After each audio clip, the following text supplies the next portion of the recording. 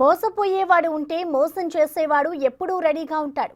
ఇది మరోసారి రుజువైంది. మూలికల భస్వంతో పూజలు చేసి భూమి నుంచి బంగారాన్ని బయటికి రప్పిస్తామని, ఆర్థిక కష్టాల్ని దూరం చేస్తామని కొందరు కేటుగాలు నమ్మించేసరికి ఓ వ్యక్తి ఆశపడ్డాడు.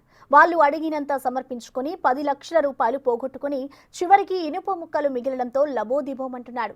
ఈ ఎపిసోడ్లో బాధితుడిని కుటుంబ సభ్యుల్లో ఒకరు అలర్ట్ చేయకపోతే మరింత నష్టపోయేవాడే. మరి వారి పుణ్యమా అని మరో 10 లక్షల రూపాయలు పోగొట్టుకోకుండా బాధితుడు బయటపడ్డాడు.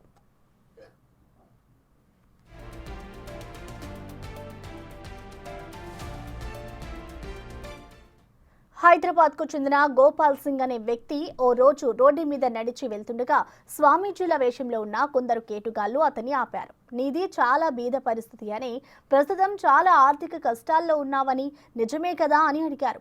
అతను కూడా అవునని చెప్పాడు. తాము చెప్పినట్టు చేస్తే ఆర్థిక కష్టాలన్నీ తొలగిపోయేంత బంగారం వచ్చేలా చూస్తామని నమ్మించారు. తమ దగ్గర హిమాలయాల మూలికలు ఉన్నాయని, వాటి భస్వంతో భూమి నుంచి బంగారం బయటకు వచ్చేలా చేయొచ్చని, దీనికోసం పూజలు చేయాలని చెప్పారు. తాము ఇచ్చిన లిస్టులోని వస్తువులన్నీ తెస్తే పూజలు చేసి బంగారం తీసుకుందామని నమ్మబలికారు. తాము చెప్పిన షాపుల్లో ఏ షాపు దగ్గరికి వెళ్ళినా చెప్పిన వస్తువులు తీసుకురావాలని సూచించారు.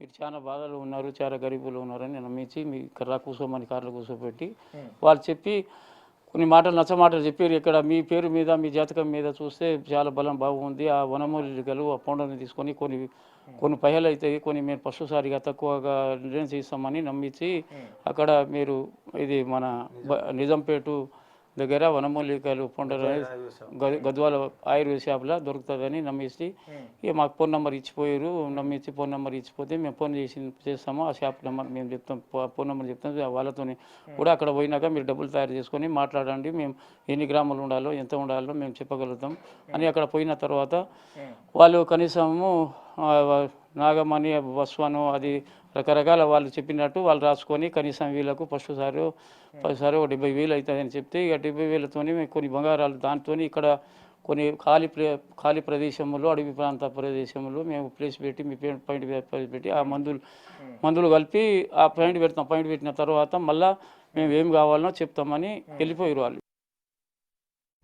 బాధితుడు వాళ్ళు చెప్పిన షాప్ దగ్గరికి వెళ్లి 70,000 రూపాయలు చెల్లించి వస్తువులన్నీ తెచ్చాడు. వాటితో ఓ అటవీ వాటితో పూజలు ప్రారంభించిన కేటుగాళ్లు శక్తులు చాలా ఉన్నాయని, ఎక్కువ బంగారం బయటికి రావాలంటే మరిన్ని పూజలు చేయాలని అన్నారు. మరో 8 లక్షలు తీసుకురావాలని చెప్పారు.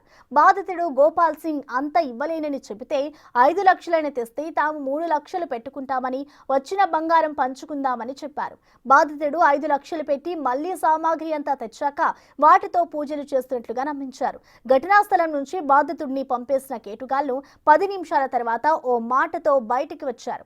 ఒక మూటతో బయటకు వచ్చిన అనంతరం దాన్ని ఇంట్లో పెట్టి వారం రోజులు పూజలు చేసి ఆ తర్వాత తెరవాలని సూచించారు. వారం రోజుల కన్నా ముందే తెరిస్తే బంగారం ఉండదని భయపెట్టారు.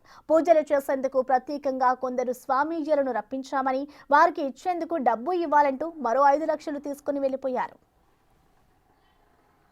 జిందాజోడ్ అనేది అమృత కలాసు బుడ్డి, అమృత బస్వన్న కలాస్ బుడ్డి అనేది 2,81,000 ఒక్క గ్రాముకి అని వాళ్ళు దాదాపుగా 4 గ్రాములు తీసుకోవాలని చెప్తే మా చేత కాదంటే కొన్ని 3 లక్షలు వాళ్ళు నటించి వేసినట్టు అకౌంట్లో చేశారు.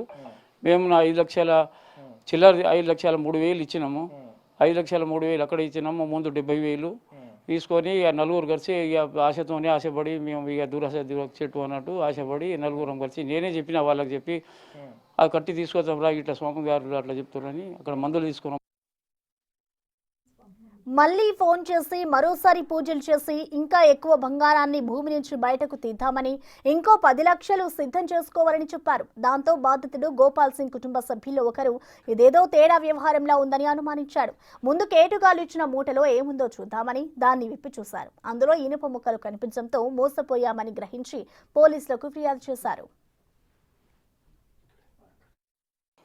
తెల్లారి 2 నాడు వచ్చి మేము ఇక అక్కడ శక్తులు శాంతి చేయాలని మళ్ళీ కొన్ని ఆయుర్వేద మందులు పొండలు కావాలి అని చెప్పి 1,20,000 మళ్ళీ 3వసారి తెప్పించి అక్కడ ఇంట్లో మీకు ఆ బంగారాన్ని శాంతి చేయాలని నీళ్ళలో కలిపి వాళ్ళు రాలేదు, మాకే చల్పించిన తర్వాత 4వ-5వ రోజు మేము ఏంది ఇది మళ్ళీ 7 లక్షలు అంటారు వాళ్ళు. 7,20,000 35,000 తేవాలంటే అప్పుడు అనుమానం వచ్చి తెలిసే వరకు ఈ బంగారం బిస్కెట్లు కాదు ఏం కాదని ఎత్తిన కొట్టుకుని పోలీస్ స్టేషన్కి వెళ్ళినాము. కేటుగాళ్లు చెప్పిన వస్తువులు తీసుకొచ్చేందుకు షాప్ దగ్గరికి వెళ్ళినప్పుడు తమలాగే పూజల కోసం వస్తువులు కొనేందుకు కొందరు వచ్చారని, వాళ్ళు కూడా కేటుగాళ్ల చేతిలో మోసపోయి ఉంటారని గోపాల్ సింగ్ చెబుతున్నాడు. అక్కడ షాప్లో చూసినాం, మాతో పాటు 3,50,000 ఒకరు తీసుకుపోతున్నారు. వాళ్ళు కూడా అదే బాధలో ఉన్నారు. ఏది పని అయితే లేదు, ఏంది మీరు కూడా కొంటురా, ఏంటి సంగతి అంటే మేము కూడా కొంటున్నాం, మరి దేంతో ఏం పని అవుతుంది మాకు కూడా చెప్తలేరు, ఇదే బాధలో ఉన్నామని ఒకరు అయితే చెప్పి. బంగారం పేరుతో మోసాలకు పాల్పడుతున్నది నాగ్పూర్కు చెందిన ముఠా అని పోలీసులు గుర్తించారు.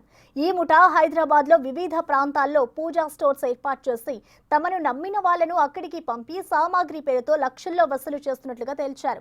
ఈ కేసుకు సంబంధించి ఇప్పటికే 3 నిందితులను అరెస్ట్ చేసి ప్రధాన నిందితుల కోసం గాలింపు చర్యలు చేపట్టారు. ముఠా చేతిలో మోసపోయిన బాధితుల సంఖ్య ఇంకా ఎక్కువ ఉండొచ్చని పోలీసులు అనుమానిస్తున్నారు.